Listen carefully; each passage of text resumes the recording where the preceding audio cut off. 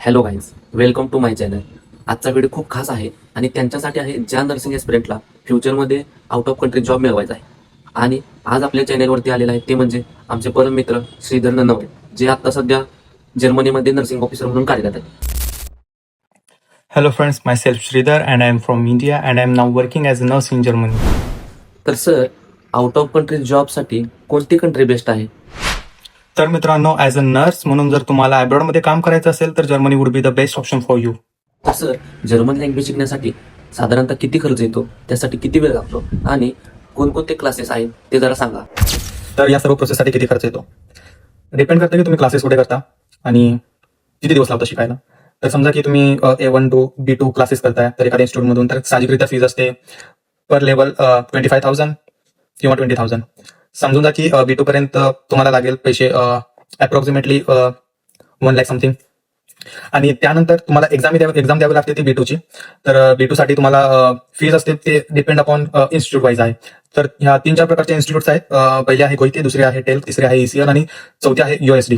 तर ह्या 4 इन्स्टिट्यूट ज्या आहेत त्या जर्मन लँग्वेज कंडक्ट करतात, एक्झाम्स कंडक्ट करतात. तर त्यांची फी सुद्धा डिफरंट आहे. तर अप्रॉक्सिमेटली सर्वांची फीज आहे 70,000 to 25,000 B2 साठी. आणि तुम्हाला प्रत्येक लेवलची एक्झाम द्यायची काही गरज नाहीये की A1 ची पण द्यायची, A2 ची पण द्यायची, B1 ची पण द्यायची आणि B2 ची पण द्यायची. तुम्ही डायरेक्टली B2 ची एक्झाम देऊ शकता आणि जेणेकरून तुमचे पैसे सेव्ह होतील. आणि अप्रॉक्सिमेटली तुम्हाला एक्झाम देऊपर्यंत तुमचे 1,25,000 समथिंग खर्च होतील. आणि त्यानंतर जी कन्सल्टन्सी थ्रू जे तुम्ही प्रोसेस करणार असाल, तर काही कन्सल्टन्सी फ्रीमध्ये प्रोसेस करवतात, तर काही पैसे चार्ज करतात. ज्या पैसे चार्ज करतात त्या थोडंसं फास्ट वर्क करतात आणि फास्ट ट्रॅक प्रोसेसिंग सुद्धा त्यांच्यामध्ये इन्व्हॉल्व असते. तर त्यासाठी तुम्हाला कन्सल्टन्सी अप्रॉक्सिमेटली 1 लाख ते 2.5 लाख पर्यंत चार्ज करू शकते. तर सर, जर्मनीला जाण्यासाठी जर्मन लँग्वेज शिकणे आवश्यक आहे. तर ती लँग्वेज शिकण्यासाठी कुठून आणि कशी सुरुवात करायची? तर मित्रांनो, मला भरपूर वेळा लोक विचारतात की लँग्वेज शिकायला कुठून स्टार्ट करू, कुठे शिकू. तर मित्रांनो, याच्यासाठी 2 ऑप्शन्स आहेत, एक आहे ऑनलाईन आणि एक आहे ऑफलाईन. आणि ऑनलाईनमध्ये काय होतं की तुम्हाला थोडासा जास्त वेळ लागू शकतो as compare to offline classes. आणि थोडंसं अंडरस्टँडिंगमध्ये प्रॉब्लेम पडू शकते, कारण आपण आपले जे क्वेश्चन्स असतात किंवा आपले जे प्रॉब्लेम्स असतात ते आपण डिरेक्टली आपल्या टीचरसोबत सॉल्व्ह नाही करत किंवा सॉल्व्ह करू शकत नाही.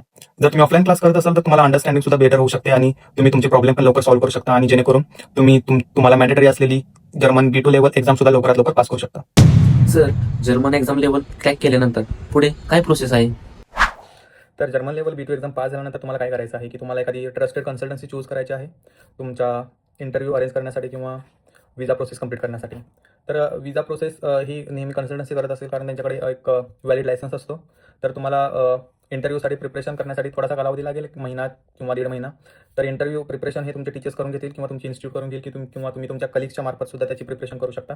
इंटरव्ह्यू प्रिपरेशन झाल्यानंतर किंवा इंटरव्ह्यू क्रॅक झाल्यानंतर तुमची कन्सल्टन्सी तुमचा विजा अप्लाय करेल आणि विजा ॲप्लिकेशन झाल्यानंतर तुम्हाला मॅक्सिममरित्या 3 किंवा 4 महिन्याचा किंवा कधी विजा प्रोसेसिंगमध्ये टाईमसुद्धा लागू शकतो. तर जेणेकरून 5 किंवा मॅक्स 6 महिन्याच्या आत विजा येऊन जातो तुमचा.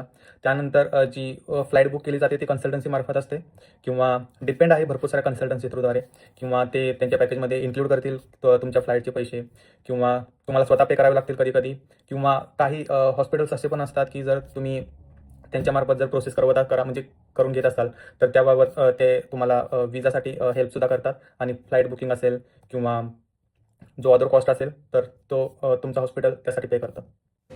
तर सर, जर्मनीमध्ये काम करण्यासाठी इलिजिबिलिटी क्रायटेरिया काय आहे? तर मित्रांनो, सर्वात महत्त्वाचा प्रश्न की जर्मनीमध्ये काम करण्यासाठी एलिजिबिलिटी क्रायटेरिया काय आहे. तर यामध्ये महत्त्वाचं आहे की तुम्ही एका युनिव्हर्सिटीद्वारा किंवा स्टेट बोर्डद्वारा तुमचं नर्सिंग कंप्लीट केलं असलं पाहिजे. एक्झाम्पल GNM नर्सिंग किंवा BSc नर्सिंग, PBSc नर्सिंग किंवा MSc नर्सिंग.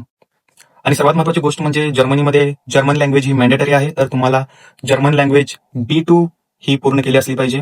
आणि ही पूर्ण करण्यासाठी तुम्हाला A1, A2, B1 आणि B2 अशा 4 स्टेप्स पूर्ण कराव्या लागतील. आणि B2 लेवल जर्मन सर्टिफिकेट हे मॅन्डेटरी आहे. सर, जर्मनीमध्ये नर्सिंग ऑफिसरला सॅलरी किती आहे? तर सर्वात इंटरेस्टिंग क्वेश्चन की जर्मनीमध्ये काम करत असताना किती सॅलरी भेटते. तर मित्रांनो, बिफोर अनेरकेनोम म्हणजे बिफोर रिकॉग्नायझेशन एक्झाम तुम्हाला भेटते सॅलरी अप्रॉक्सिमेटली 2,600 ते 3,000 युरो. आणि जेव्हा तुम्ही अनेरकेनोम म्हणजे रिकॉग्नायझेशन कोर्स जेव्हा सक्सेसफुली पास होता त्यानंतर तुम्हाला भेटते सॅलरी 3,500 ते 4,000 युरो पर्यंत. तर अप्रॉक्सिमेटली आपल्यात इंडियन रुपीजमध्ये 3.5 लाख ते 4 लाख एवढी सॅलरी भेटते. जर्मनीमध्ये सिलेक्शन झाल्यानंतर ते गेल्यावर अकोमोडेशनची काय सुविधा दिली जाते? आणि तुमच्या अकोमोडेशनची व्यवस्था इथे हा तुमचा बेसिकरित्या एम्प्लॉयर करतो किंवा तुमची कंपनी करते. तुमचे स्टार्टिंगचे 6 महिने तो तुम्हाला फ्रीमध्ये अकोमोडेशन पण देऊ शकतो, किंवा जेव्हा तुमचा इंटरव्ह्यू वगैरे होतो तर तुम्ही हे क्वेश्चन्स तुम्ही त्यांना विचारू शकता की आम्हाला अकोमोडेशन भेटणार आहे की नाही, किंवा आम्हाला त्यासाठी पैसे पे करावे लागतील किंवा किती पे करावे लागतील आणि ते कधीपर्यंत पे करावे लागतील. एक्झाम्पल की भरपूर सारे एम्प्लॉईज काय करतात की पहिले 6 महिने ते अकोमोडेशन प्रोव्हाइड करतात, त्यानंतर तुम्हाला स्वतः त्याचा रेंट पे करायचा आहे अकोमोडेशनचा. अप्रॉक्सिमेटली तो असतो 300 युरो ते 600 युरो. आणि सर, जर्मनीमध्ये काम करत असताना तुम्हाला कसे वाटत आहे? तर मी आहे आता जर्मनीच्या न्यूरेनबर्ग सिटीमध्ये. गेले 3 महिने झाले मी इथे हॉस्पिटलमध्ये जॉब करतो as a nurse.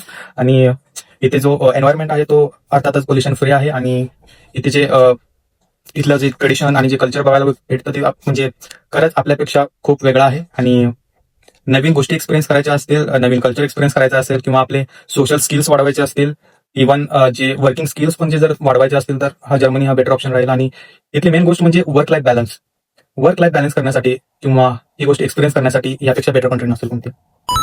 Thank you sir, तुम्ही तुमचा मोलाचा वेळ आमच्या नर्सिंग एक्सपिरियन्ससाठी दिला, त्याबद्दल खूप खूप धन्यवाद. तसेच मित्रांनो, जर तुम्हाला हा व्हिडिओ आवडल्यास नक्कीच लाईक करा, व्हिडिओ शेअर करा आणि आमच्या चॅनलला फॉलो करायला विसरू नका. थँक्यू.